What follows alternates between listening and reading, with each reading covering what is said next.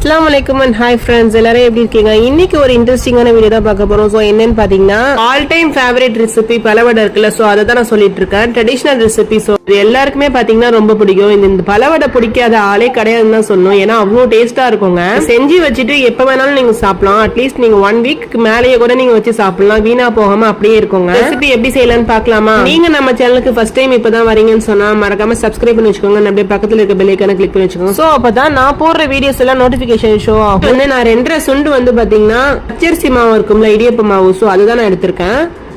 ஐ மீன் 2.5 சுண்டு கிடையாது, 2.25 சுண்டு கிட்ட நான் எடுத்திருக்கேன்.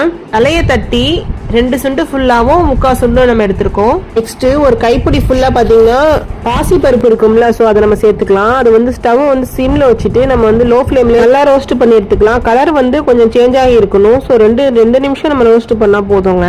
ரொம்ப நேரம் ரோஸ்ட் பண்ணணும்னு அவசியம் கிடையாது. இது நான் எதனால நம்ம சேர்க்கிறோம்னா ஒரு ஃபிளேவர் இருக்கும்ல, சோ அது வந்து பலவடைக்கு ஒரு நல்ல ஃபிளேவர் கொடுக்கும். சோ அதனாலதான் நம்ம சேர்க்கிறோம். சோ இது வந்து ஒரு லைட்டா 2 மினிட் நம்ம குக் பண்ணி எடுத்துட்டோம். கலர் பாருங்க சேஞ்ச் ஆயிருக்கு, பார்க்கும் போதே தெரியுது. இது ஒரு பிளேட்ல டிரான்ஸ்ஃபர் பண்ணி அதை வந்து நம்ம ஆரைட்டு எடுத்துக்கலாம். மொத்த வெல்லம் இருக்கும்ல, சோ அது வந்து நான் 2 எடுத்திருக்கேன்.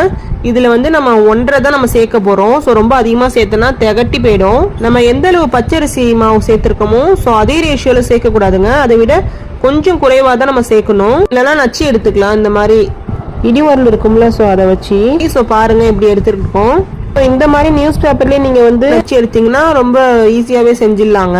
நான் சொல்ற ப்ராசஸ் எல்லாமே பாத்தீங்கன்னா பிகினர்ஸ் கூட ரொம்ப ஈஸியாவே செய்யலாங்க. ரொம்பவே கஷ்டமே கிடையாதுங்க. ரொம்ப ஈஸியான தான் நம்ம செய்யறோம். சோ இப்போ வந்து 2 கப் நம்ம சேர்த்துக்கலாம். இந்த மோத்த வெல்லம் அப்படின்னு சேர்க்கறதுனால பிளேவர் வந்து ரொம்பவே நல்லா இருக்குங்க. சோ நான் வந்து ஒரு 2.5 கப் நான் சேர்த்துக்கிறேன். 2 கப் ஃபுல்லா சேர்த்துக்கிட்டு இன்னொரு 1/2 கப் நான் சேர்த்துக்கிறேன். இந்த மாதிரி வெல்லம் சேர்த்துட்டு நம்ம வந்து தண்ணி வந்து ரொம்ப கம்மியான அளவு சேர்க்கணும். ரொம்ப அதிகமா சேர்க்க கூடாதுங்க. நம்ம எந்த டம்ளர்ல வெல்லம் சேர்த்தமோ சோ அதே டம்ளர் 1 டம்ளர் தான் நான் வந்து தண்ணி சேர்த்திருக்கேன்.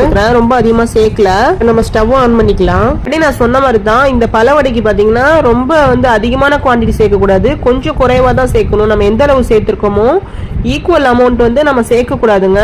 கொஞ்சம் குறைவா தான் சேர்க்கணும். ஏன்னா ரொம்ப திகட்டுற மாதிரி போயிடும். ஸோ அப்போ வந்து சாப்பிட்றதுக்கே இன்ட்ரெஸ்டே இருக்காதுங்க. இதை நம்ம நல்லா கரைச்சி எடுத்துக்கலாம். இது வந்து பாகு பதம் கம்பி பதம் அப்படின்னா பார்க்க கூடாது. நம்ம சேர்த்திருக்க எல்லாமே வந்து கரைஞ்சி வந்தா மட்டும் போதும். நேரம் நல்லா சுண்ட வைக்கணும், இந்த மாதிரி கம்பி பதம் வரணும் அப்படின்னு நீங்க பாக்கணும்னு தேவையில்லைங்க. நம்ம சேர்த்திருக்க வெல்லம் வந்து கட்டிகள் இல்லாம கரைஞ்சி வந்தா மட்டும் போதும். ஸோ பாகு பதம்னா தேவையில்லைங்க.